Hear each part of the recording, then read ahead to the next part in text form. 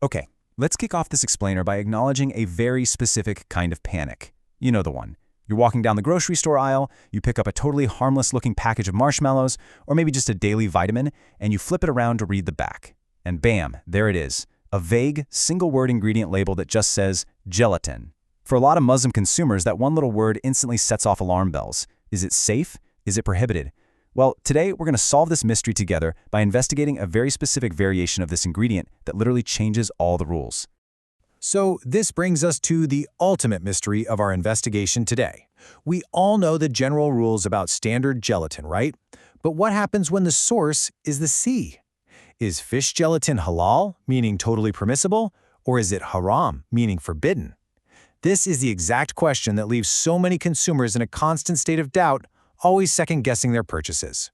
And we really need to figure this out because honestly, the stakes are surprisingly high. Gelatin hides absolutely everywhere. We're not just talking about your typical gummy candies and marshmallows here. It's a fundamental building block in capsules, vitamins, everyday desserts, cosmetics, and even essential medicines. In Islamic dietary law, it profoundly matters where things come from, how they're made, and whether they remain pure. You can't just judge a product by how it looks on the outside. You've got to know its origin story. To get to the bottom of this, here's our investigator's roadmap for today. We'll start with point 1, the Great Gelatin Panic, then move into 2, the fish gelatin exception. After that, we'll tackle 3, the verification problem, look at 4, navigating everyday products, and finally, wrap the whole thing up with 5, the Halal Radar verdict.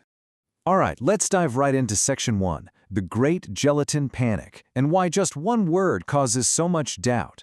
The biological reality of gelatin pretty much explains exactly why this is a serious halal issue right out of the gate. Gelatin is not a plant. It's a substance made from collagen, which is traditionally harvested from the skin, bones, or connective tissues of animals. Because its source is inherently animal-based, it triggers a very strict set of dietary rules. And those standard rules for land animals, they are crystal clear, which kind of sets up the baseline for our investigation. According to the source material, pork gelatin is always haram. No debate there whatsoever. Furthermore, if the gelatin comes from cattle or other permissible land animals, but those animals weren't subjected to the strict halal slaughter process, well, that gelatin is widely avoided by halal-conscious consumers. The bar for purity is set extremely high here. But here is where the plot actually thickens. Let's move to section 2, the fish gelatin exception, the game-changing clue. The major difference in Islamic law really just comes down to the source. While land animal gelatin requires a highly regulated, super strict halal slaughter process to be permissible, fish gelatin operates entirely differently. It's made from fish skin, bones, or scales. And because fish is generally considered halal by default and doesn't require any specialized slaughter process, its gelatin is fundamentally different. This means fish gelatin starts off with a major green light. But hold on. Our investigation doesn't just stop at the ocean. Let's hit section 3, the verification problem. Why? Because the factory is the real suspect here. There is a brilliant quote from our source that hits the nail on the head. The problem is not always the fish. The real question is verification. Look, just because a fish is halal doesn't automatically mean the gelatin in your hand is. If a product simply says gelatin on the back, you simply cannot assume it's fish. It could easily be pork or unslaughtered beef. If the source is unclear, the entire product remains doubtful. So to actually solve this, we've got to use what the source outlines as the rigorous halal investigation checklist. We have to ask, is this fish gelatin processed in shared facilities that also handle pork? Is there proper cleaning between the batches? Does the facility hold an actual halal certification? Are alcohol-based solvents or other haram additives being used during the extraction? The source makes a great point that for a mindful consumer, protecting your food from contamination by asking these questions isn't overthinking. It's a concept known as taqwa, being mindful of God by actively seeking out what is lawful and pure. Okay, moving on to section 4, navigating everyday products, testing real-world items.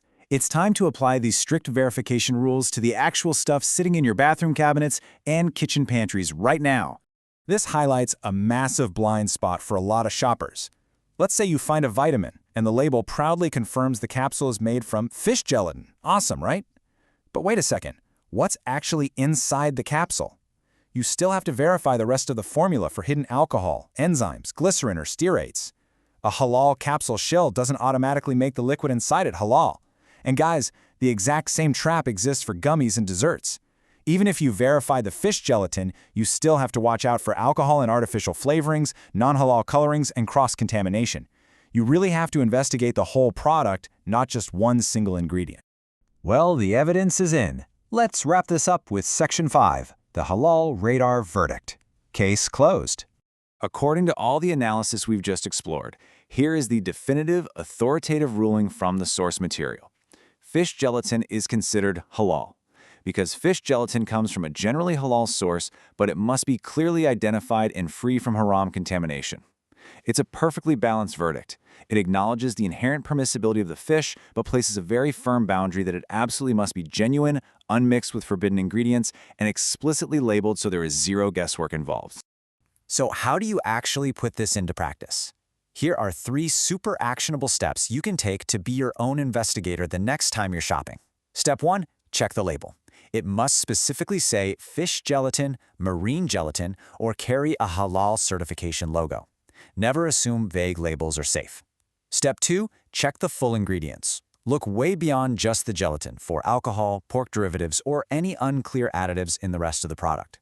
And Step 3, whenever possible, just choose certified products. Now, if you're dealing with a necessary medical supplement and literally can't find an alternative, that's when you consult with a trusted scholar and a healthcare professional. As the source brilliantly reminds us, the balanced approach is that we don't make the permissible into the forbidden without evidence. But on the flip side, we also don't ignore doubtful matters when clarity is right there for the taking. Vague gelatin shouldn't just get a free pass. So, I'm going to leave you with this final thought for today's explainer. The rules are clear, the source is pure, but are you really reading your labels closely enough? Keep seeking clarity, stay curious, and happy investigating.